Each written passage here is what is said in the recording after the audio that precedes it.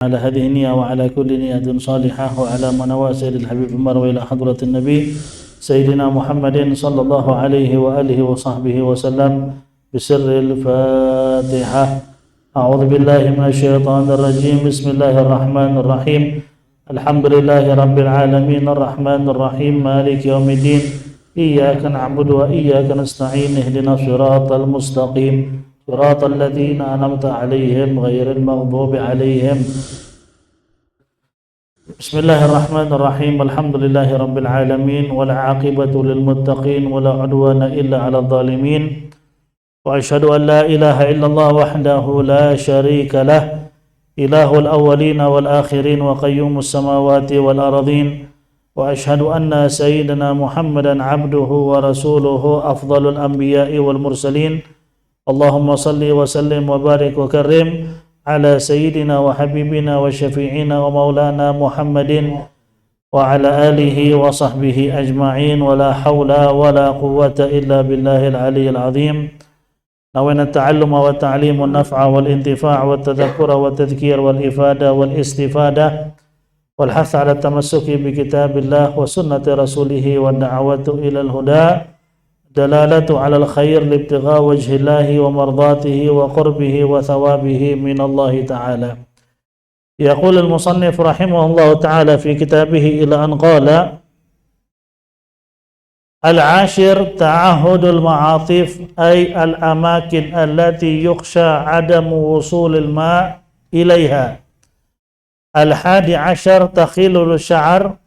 الثاني عشر الدلك إلى آخر ما al-musannif rahimahullahu ta'ala. Alhamdulillah, pada pembahasan terakhir kita masuk ke pembahasan yang berkaitan dengan sunanul ghusli, sunnah-sunnah dalam melaksanakan mandi hadas besar, sunnah-sunnah yang disunnahkan ketika mandi hadas besar. Kita sudah sampaikan 9 sunnah sebelumnya. Kita teruskan ke sunnah yang ke-10. Sunnah yang ke-10 ketika mandi hadas yaitu ta'ahudul ma'atif, memperhatikan bagian-bagian yang rawan tidak terbasuh. Al-amakin allati yukhsha adam usulil ma'i ilaiha. Jadi kita memperhatikan bagian-bagian yang khawatir tidak sampai air kepadanya, yaitu lekukan-lekukan maksudnya. Gimana maksudnya? Ketika kita mandi hadas, kalau bisa, bagian-bagian yang tekuk itu basahin dulu sebelum mandi nih. Jadi basahin tangan, ketek basahin, terus pusar basahin, bagian belakang dengkul basahin, pas langgangan basahin dulu aja sebelum mulai mandi. Nanti begitu mandi, walaupun dia hanya siram bagian yang ketekuk, udah pasti nyebar airnya. Kenapa nyebar? Karena sudah basah duluan. Bagian yang basah kalau kita aliran air pasti nyebar di situ karena sudah basah. Cuman kalau belum dibasahin, nah itu khawatir nggak sampai air. Contoh bagian ketiak kagak dibasahin sebelum mandi, main nyiram aja, bisa jadi nggak kena semua. Bagian ketiak bisa aja nggak kena semua karena kita mandi masih dalam kondisi kering. Itu maksudnya ta'ahudul ma'atif, memperhatikan bagian yang khawatir air nggak sampai, seperti lekukan-lekukan di tubuh, maka hendaknya dibasahin dulu sebelum memulai mandi. Sebagaimana rambut, kalau kita ngikutin sunnah Rasul bagaimana? Sebelum mandi rambutnya apa yang nama Nabi? Di sela-sela dulu kan, dibasahin tangannya, di sela-sela disisir, rambutnya disisir pakai jari-jari dalam kondisi basah. Kenapa? Pas dia guyur pasti nyebar. Tinggal gosok dikit juga udah nyebar karena sudah basah duluan. Nah, itu juga bagian-bagian lakukan yang lain. Nah, diperhatikan sangat-sangat. Apalagi bagi orang-orang yang gemuk. lekukan badannya banyak, nah itu harus lebih-lebih lagi tuh diperhatiin. Khawatir, udah guyur aja pasti nyampe air. Bagian sedikit air nggak sampai, bermasalah itu. Akhirnya sholatnya nggak sah, mandinya kagak sah, wudhunya pun kagak. Wudhu masih sah, cuman sholatnya kagak sah. Nah itu jadi masalah. Maka di sini dalam urusan mandi, jangan terlalu was-was dan jangan terlalu ngeremehin. Itu aja intinya. Jangan was-was berlebihan, mandi sampai sampai kolam berenang habis, kagak kelar-kelar juga. Jangan terlalu ngeremehin juga. Asal udah kena, jangan ngeremehin juga, jangan terlalu was-was. Sedang-sedang aja. Yang penting ente sudah memperhatikan bagian-bagian yang lekuk, insya Allah air sampai. Yang ke-11, takhlilu sya'ri. Nah ini yang kita bahas tadi. Takhlilu sya'ar. Jadi rambut diapain? Di sela-sela. Begini rambut. Kayak tadi yang Nabi bilang tuh. Jadi Nabi itu ngajarin kepada kita rambut di sela-sela dengan tangan basah, baru diguyur. Nah itu sunnah. Emang nggak wajib. Sunnah. Cuman itu lebih baik supaya kita kagak was-was. Basahin rambut, disisir dulu pakai tangan, ketek apa? Basahin belakang dengkul, bagian dengkul basahin, pusar basahin, pokoknya ada lakukan basahin. Baru mulai mandi. Insya Allah nyebar tuh air, nggak akan was-was lagi. Kemudian yang ke-12 adalku. Apa itu adalku? Yaitu menggosok badan dengan tangan. Kenapa digosok? Supaya yakin air merata, itu maksudnya. Kalau seandainya antum gak gosok badan, mandi aja diguyur, tapi yakin seluruh badan kena, cukup gak?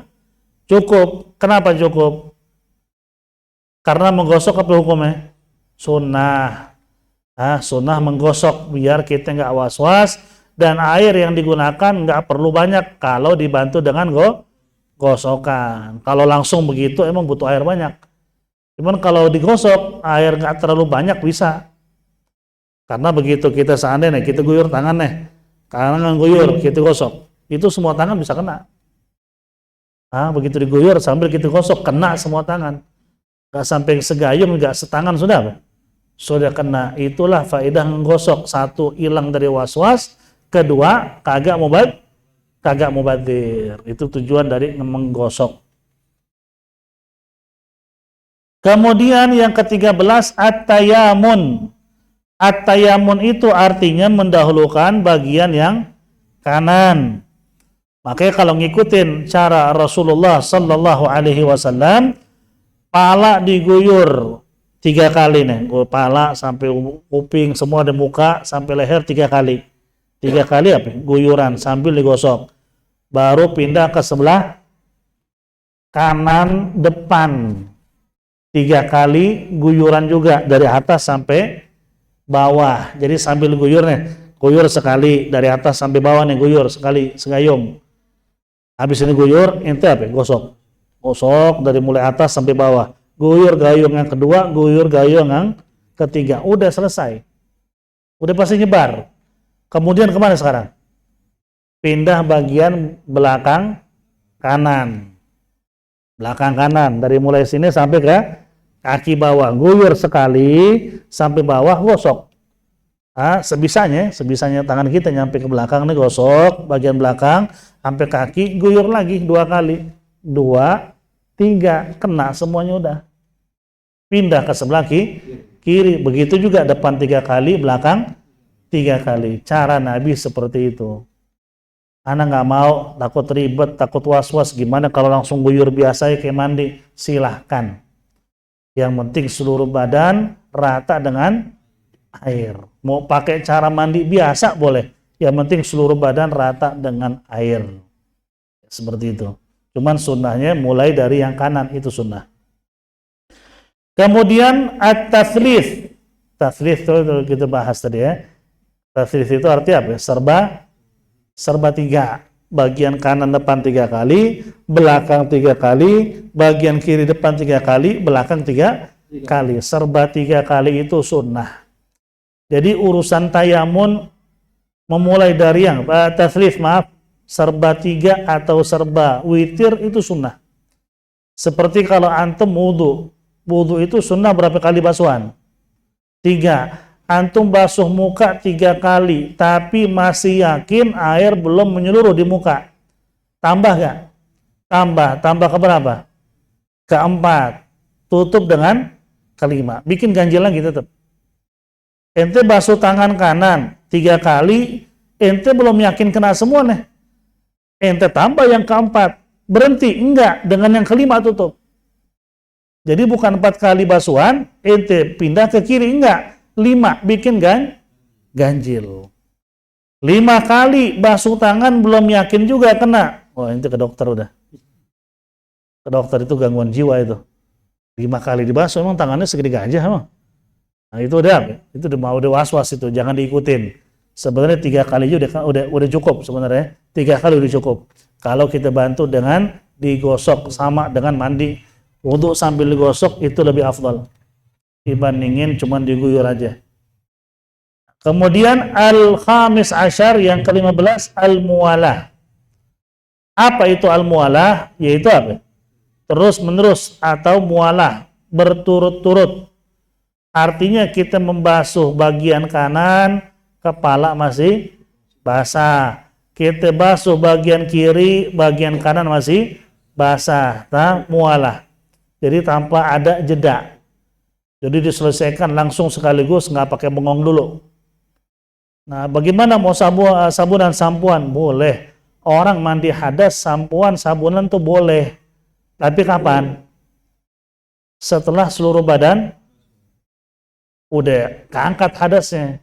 Itu diguyur sebadan dari kepala sampai kaki dengan air bersih. Sekarang mau pakai sabun? Boleh, udah selesai mandinya. Jangan sambil menggosok-gosok badan sambil disabunin. Nah ini bisa nggak sah sampai mandinya. Karena airnya bukan air bersih, kecampur dengan air sabun. Oke, kalau mandi hadas itu harus pakai air bersih dulu, selesaikan mandinya, mulai sekarang baru sabunan. Boleh, nggak masalah. Yang penting nggak dibarengin dengan mandi hadas. Artinya mandi kelarin dulu, baru sekarang apa? Sampuan. Kayak orang-orang kita kan orang awam, keramas itu harus sampuan. Padahal kagak. Jadi orang awam di Indonesia rata-rata begitu berpikir, kalau berhubungan dengan istri, ketika mandi harus sampuan. Kata siapa harus sampuan? Justru kalau ente mandi hadas sambil sampuan nggak sah mandinya.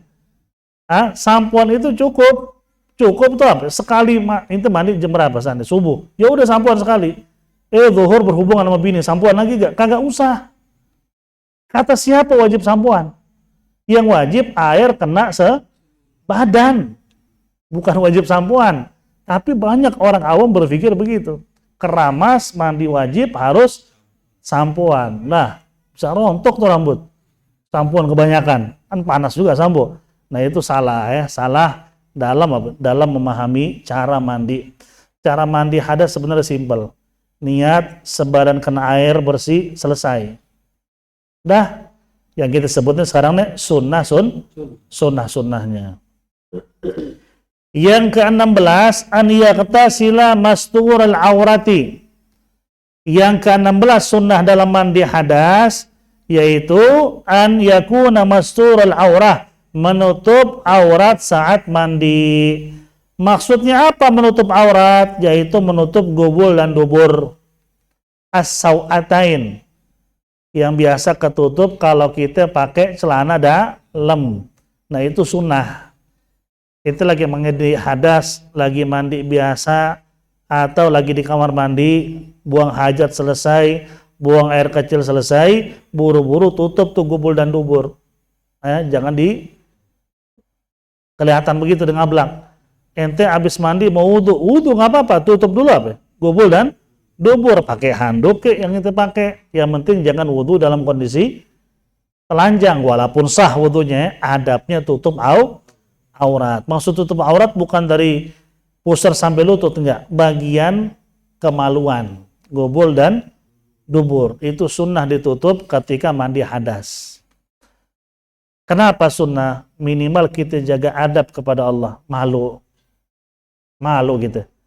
Walaupun sebenarnya kan ada doa khusus dari Nabi supaya setan di kamar mandi nggak ngeliat aurat. Kan kita masuk dengan kaki yang kiri. Sebelum masuk baca doa di depan pintu kamar mandi. Sebelum masuk, apa doanya? Allahumma inni a'udzubika minal khubuthi wal khaba'ith. Masuk dengan kaki yang kiri. Nah, ini doa masuk kamar mandi itu mengurangi atau melindungi dari bisikan setan. Cuman setan tetap masih bisa ngelihat aurat kita. Gimana cara supaya nggak ngelihat? Doa lagi, dibaca di hati aja. Apa itu? Bismillahirrahmanirrahim, la ilaha illahu. Buka baju. Setan nggak akan ngelihat. Kan setan udah ngelihat, mau ngapain tutup gubul dan dubur? Malu sama Allah gitu ya. Adab. Adab, karena kan mandi wajib termasuk ibadah gak? Termasuk ibadah. Masa ibadah telanjang? Paham gak? Maksudnya ke situ ya. Masa ibadah telanjang, makanya ditutuplah gubul dan dubur. Meskipun kagak wajib, sunnah. Sebagaimana Sayyidina Abu Bakar Siddiq radhiyallahu anhu arda bilang apa? Sejak aku memeluk Islam, aku nggak pernah melihat auratku sama sekali. Jadi sejak masuk Islam itu nggak pernah buka aurat walaupun di kamar mandi. Auratnya tetap ditutup. Kenapa Sayyidina Abu Bakar Siddiq sampai segitu? Malu kepada Allah. Malu. Padahal kan Allah nyiptain kita juga telanjang ya. Cuman kan sifat orang yang beriman jaga adab di hadapan Tuhannya. Itu maksudnya. Tapi anak nggak mau telanjang juga, terserah ente dah. Ini kan sunnah ya. Kemudian yang ke-17, alla yang kusa ma'uhu ansa. Sunnah ke-17 ketika mandi hadas, air yang digunakan tidak kurang dari 1 sa'. 1 sa'. Apa itu 1 sa' maksudnya? Yaitu nggak kurang dari 2,5 liter. Ya. Air yang digunakan buat mandi hadas tidak kurang dari 2,5 liter. Ya. Kalau mud itu genggaman tangan. Kalau bahasa Arabnya di sini so'. So' itu berapa mud? 4. Arba'a amdad. Ya, kalau yang namanya so' itu 4 raupan tangan. Kalau mud 1 raupan. Ya, 1 raupan buat wudu juga susah ya. Apalagi buat mandi hadas ya. Yang benar itu so'. 1 so'. Jangan air yang digunakan buat mandi hadas jangan kurang dari 1 so'. Artinya jangan kurang dari 2,5 liter. Sunnahnya. Sunnahnya seperti itu ya. Kalau 2,5 liter bisa cukup ya nggak apa-apa. Cuman sunnahnya jangan kurang dari segitu. Mandi dengan air 600 mili. Itu menyalahi sunnah. Kenapa? Khawatir sebadan nggak kena air. Makanya jangan kurang dari 2,5 liter. Lebih boleh, kurang kalau bisa jangan. Jadi minimal 2,5 liter airnya, yaitu 1 sa'. Kemudian an yaghtasila fi mahalli la yanaluhu fihi rasyash. Yang ke-18, sunnah yang terakhir, yaitu an yaghtasila, yaitu mandi di tempat yang aman dari percikan air. Maksudnya gimana percikan air? Jadi kita menjauh dari wadah. Ente pakai ember, jangan mandi samping ember persis. Sebisanya apa? Agak jauh dikit lah. Berapa senti? Kurang lebih apa? 50 senti kejauhan juga ya. 40 senti lah antara kita dengan apa? Dengan ember. Jadi kita mandi gini nih. Jadi percikannya itu kagak kembali ke ember, walaupun kembali sebenarnya nggak masalah. Cuman kalau kembalinya banyak dan kita yakin banyak yang kembali, bisa setengah ember, ya masalah. Mandi sampai ember, wah itu kan rambut apa? Balik lagi, airnya penuh lagi tuh, kagak berkurang. Nah ini bisa mustamal karena kebanyakan. Kalau cipratan dikit yang balik itu nggak masalah sebenarnya. Antum wudu, antum mandi, cipratannya balik ke ember, jadi mustamal nggak? Enggak. Dan itu kan disunahkan sama ulama untuk bikin takdir. Apa takdir? Maksudnya gini, kalau antum yang balik di ember itu cipratannya kira-kira berapa banyak? Kan kita bisa apa? Bisa kira-kira. Yang balik itu kurang lebih paling 2 mili paling yang balik kurang lebih kalau pikiran kita ya. Nah, kalau kita punya sirup 2 mili dimasukin ke ember itu, kira-kira tuh ember berubah nggak? Seperti itu contohnya. Kalau dimasuk, ini cuma perkiraan, nggak usah ngambil sirup dimasukin ya. Dan itu nggak wajib ya, nggak wajib tuh kira-kira, sunnah dikira-kira. Kalaupun itu nggak kira-kira, sah nggak pakai itu air? Sah. Cipratan air yang balik sedikit itu nggak usah dipikirin. Nggak usah dipikirin. Dan wadahnya kagak jadi musta'mal, nggak jadi musta'mal. Kecuali tadi Nabi bilang, yang balik separuh ember, ya musta'mal. Makanya sunnahnya kita agak jauh dari wadah, biar tidak terkena percikan airnya.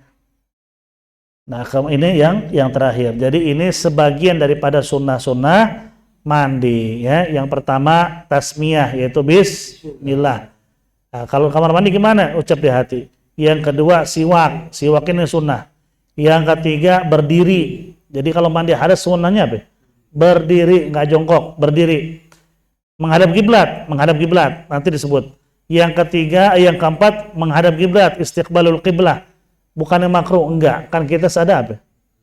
Ada hijab, kan ada tembok. Nah, kan seperti itu ya. Kemudian yang kelima, membasuh kedua tangan sebelum mulai mandi. Itu sunnah. Karena zaman dulu kan belum ada yang namanya gayung ya. Gayungnya itu apa? Tangan. Maka sebelum dimasukin ke wadah, mereka bersihin dulu tuh tangan.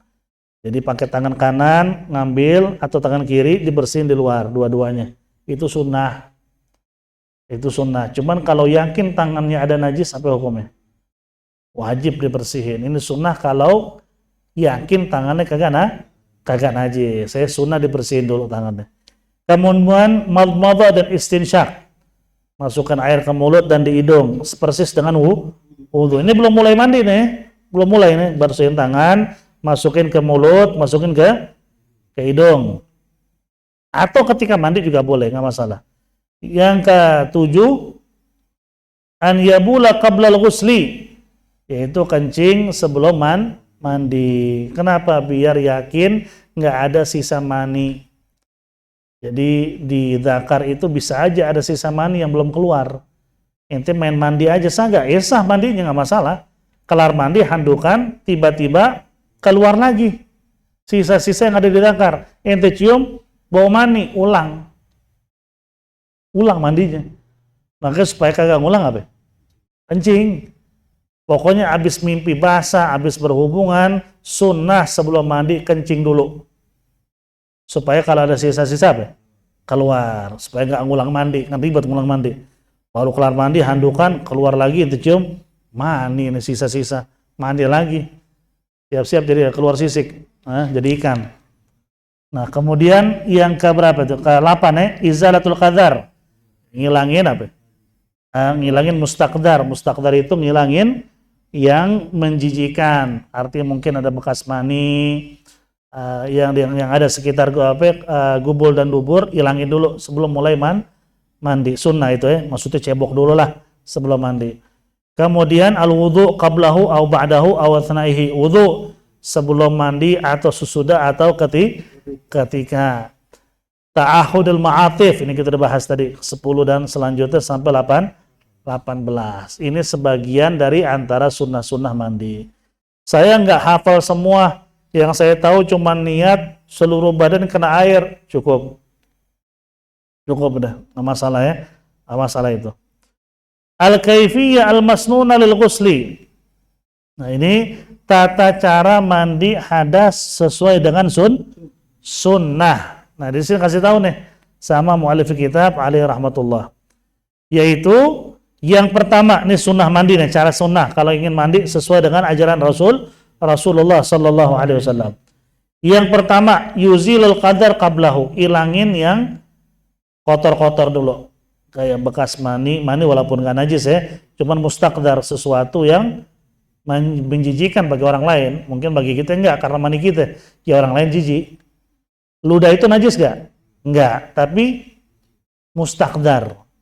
Jijik bagi orang lain, buat kita kan enggak. Itu mustaqdar namanya. Sesuatu yang orang lain nganggap itu menjijikan, walaupun tidak najis. Saya ilangin tuh, bekas mani dan sebagainya, ilangin dulu.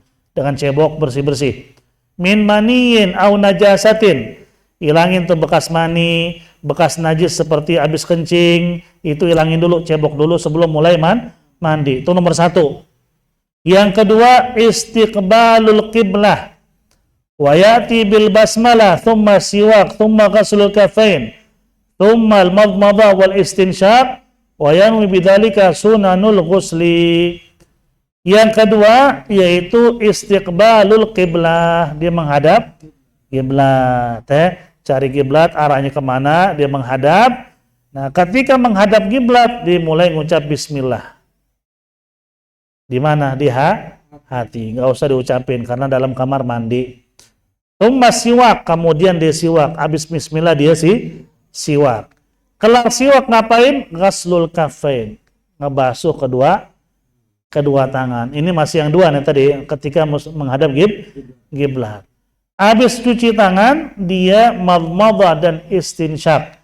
Masukkan air ke mulut dan ke hidung seperti persis dengan wudu, serba 3 kali, 3 buat mulut, 3 buat hidung. Nah, ketika dia begitu tuh, ketika dimasukin mulut dan cuci tangan tadi, dia niatin sunnah-sunnah dalam mandi. Jadi mulai dari siwak, dia niat sunnah kan, dari siwak kan. Nah, dia niatin tuh, saya niat untuk melaksanakan sunnah-sunnah dalam mandi hadas besar. Udah, dia siwak, dia cuci tangan, dia madmadah, dia istinsyak. Harus diniatkan. Kalau nggak diniatkan, nggak dapat pahalanya. Sama kayak kita nih, setiap sholat kan siwak tuh. Ketika siwak niat nggak? Kalau nggak niat, nggak dapat pahalanya. Nggak dapat pahala. Jadi sambil kita siwak sambil niat menghidupkan sunnah dalam sholat, dalam pelaksanaan sholat. Wa yanwi bidzalika sunanal ghusli, diniatkan bahwasanya ketika saya siwak, basuh tangan, madmadah, istinsyak, madmadah masukkan air ke mulut, istinsyak masukkan air ke hidung, diniatkan saya menghidupkan atau saya melaksanakan sunnah-sunnah dalam mandi. Itu yang kedua. Yang ketiga, an yaghsila farjaihi wa ma hawalaihima bi niyyati raf'il janabati anhuma aw bi niyyatil ghuslil masnun ka ghuslil jum'ah. Jadi yang ketiga, an yaghsil farjaihi wa ma hawalaiha, dia bersihin kemaluannya dan sekitarnya dengan niat mengangkat hadasnya. Jadi pas tadi kan karena bilang tuh yang pertama apa tadi? Ngilangin bekas-bekas, ada manis segala macam tuh bekas-bekas yang kelihatan. Ini belum cebok nih yang kelihatan, dihilangin dulu. Nah, yang ketiga dia cebok deh tuh. Ketika cebok diniatin ngangkat hadas besar yang ada di mana? Di gubul dan dubur. Jadi pas dia cebok, saya niat angkat hadas besar. Jadi pas lagi cebok, nah itu berarti hadas besar yang ada di gubul dubur keangkat gak? Udah keangkat. Anda nggak mau niatnya nanti di kepala, ya udah ente niat untuk menghidupkan sunnah. Karena menghidupkan sunnah itu diantaranya adalah cebok sebelum mandi. Itu salah satu ente niat angkat hadas boleh, niat apa lagi satu tadi? Menghidupkan sunnah boleh ya.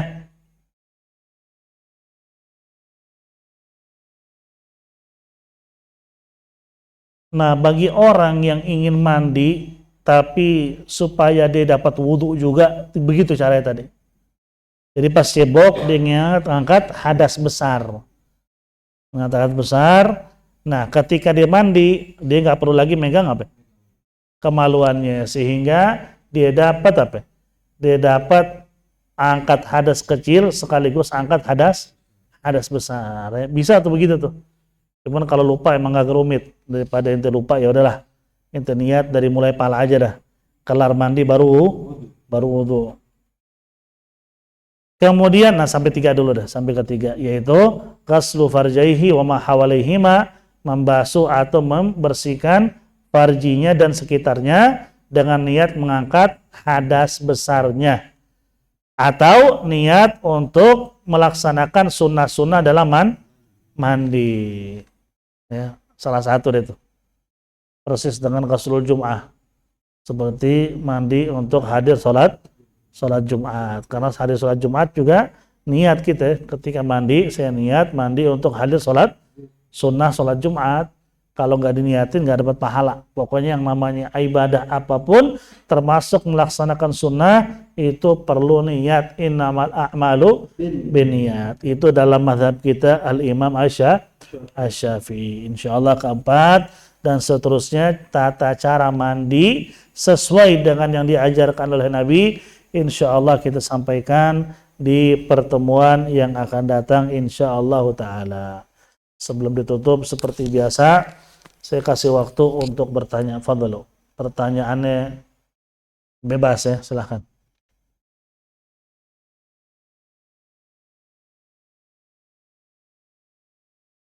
Fadlu.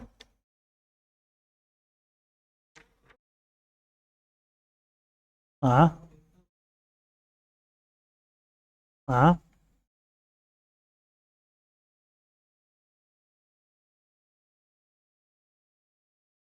Kita udah basahin sebadan. Nah, habis itu kita mau baru niat, boleh gak begitu? Boleh, nggak apa-apa. Nggak masalah. Yang penting guyuran pertama belum dianggap apa? Belum dianggap mandi karena belum nih niat. Sebadan diguyur, sekarang baru niat, baru diguyur lagi badannya, boleh gak? Iya boleh, nggak apa-apa. Yang penting guyuran yang kedua tadi ketika niat tetap harus apa? Menyeluruh sebadan juga, nggak apa-apa. Yang belum tahu sebelum niat itu nggak dianggap, yang sesudah niat dianggap, nggak masalah, boleh. Ada lagi pertanyaan, fadhlu. Silakan. Waalaikumsalam.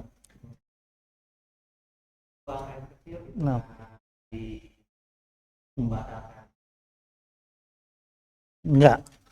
Enggak membatalkan. Buang air kecil ketika lagi mandi junub. Ketika dia lagi mandi junub nih, buang air kecil batal gak? Enggak. Enggak membatalkan mandi junub. Beda dengan wudu. Kalau lagi wudu sambil kencing, iya batal. Batal wudunya, harus diulang lagi. Kalau mandi junub enggak. Kenapa enggak? Karena sebadan itu satu anggota.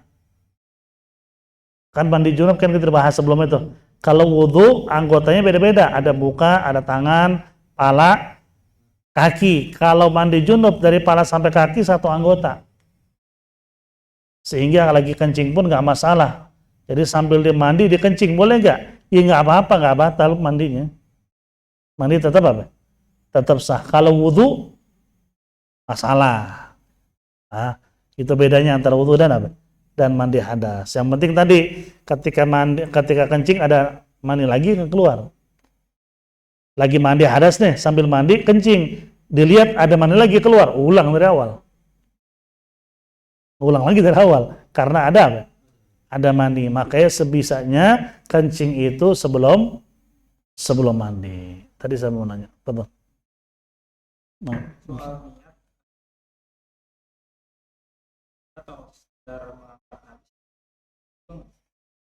Ketika apa nih?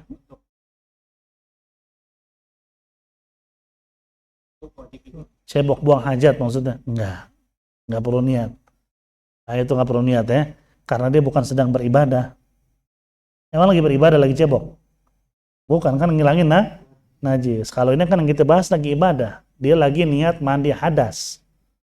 Atau lagi niat ingin melaksanakan sunnah-sunnah dalam wudhu maupun mandi, makanya perlu niat. Kalau cebok mah itu kan umum, orang buang hajat, setiap cebok harus niat. Waduh, berapa banyak orang ibadah yang gak sah karena cebok lupa niat. Nggak perlu ya.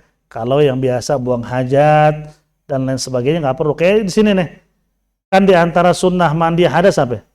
Kencing sebelum mandi. Apakah lagi kencing harus niat? Ya kagak. Kencing, saya kencing niatnya untuk ngikutin sunnah, enggak begitu. Kan udah niat dari awal deh, ketika siwak diniat kan, saya niat sunnah siwak. Habis itu kan cuci tangan tuh. Pas cuci tangan dia niat, saya niat menghidupkan sunnah-sunnah dalam mandi. Selesai. Dikencing segala macam, nggak usah niat lagi, udah. Itu bagian daripada sunnah-sunnah mandi. Ya. Kalau di luar itu, kayak buang hajat biasa, buang air kecil biasa, nggak perlu niat. Nggak perlu diniatin, mau ngapain diniatin? Kalau buang hajat pasti dihilangin kok najisnya. Boleh juga ngilangin walaupun pakai tisu. Tapi kan apa? Judulnya ngilangin najis. Nggak mungkin orang habis kencing, habis buang air besar, dibiarin sisanya. Sampai betah. Fitrah manusia itu tetap menjaga kebersihan. Ente mau ketemu dengan suku-suku pedalaman juga, walaupun nggak kenal apa-apa, mungkin bahasanya khusus antar mereka, tetap yang namanya buang kotoran pasti apa? Pasti dibersihin sama dia. Itu fitrah, udah garizi, fitrah manusia. Dia nggak mau ada najis atau sesuatu yang kotor di badan dia. Seperti itu ya. Ada lagi terakhir sebelum tutup.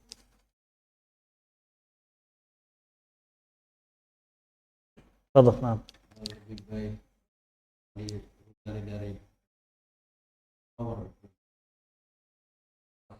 Sebenarnya sih yang mana aja boleh. Pakai shower boleh, pakai ember boleh. Ember pun nggak usah was-was juga ya.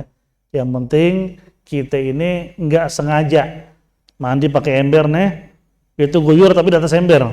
Nah ini ngaco. Selama kita di luar, yang nyepret balik nggak usah dipikirin. Cuman apakah pakai shower lebih enak? Banyak orang ngerasa pakai shower lebih praktis dan lebih kagak was-was. Ya nggak apa-apa. Orang mau pakai shower boleh, lebih bagus. Malah kan lebih bagus dia berdiri. Kan sunnah mandi apa? Berdiri. Kalau pakai ember kan berdiri, dikit-dikit jongkok, nunduk. Kadang-kadang suka lelah ya. Dia pakai shower boleh nggak? Boleh. Nggak masalah ya. Cuman yang mana yang lebih afdol sebenarnya yang mana aja boleh. Pakai shower boleh, pakai ember juga boleh. Karena pernah ada yang nanya juga di majelis yang lain, mau orang mandi hadas pakai shower boleh lah? Boleh, nggak masalah. Kata siapa nggak boleh? Kecuali shower ngeluarin apa? Ngeluarin sirup. Nah itu baru nggak boleh. Selama ngeluarin air apa? Boleh, nggak masalah ya.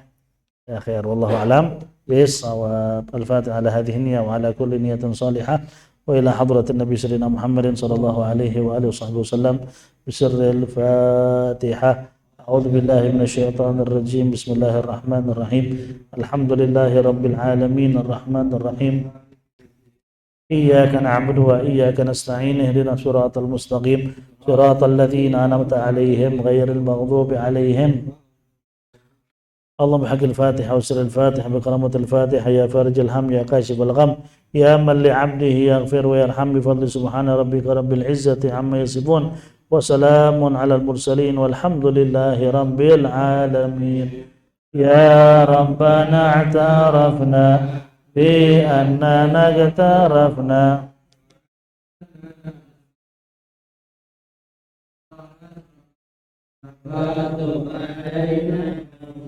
تغسل لكل حوبة واستر لنا العورات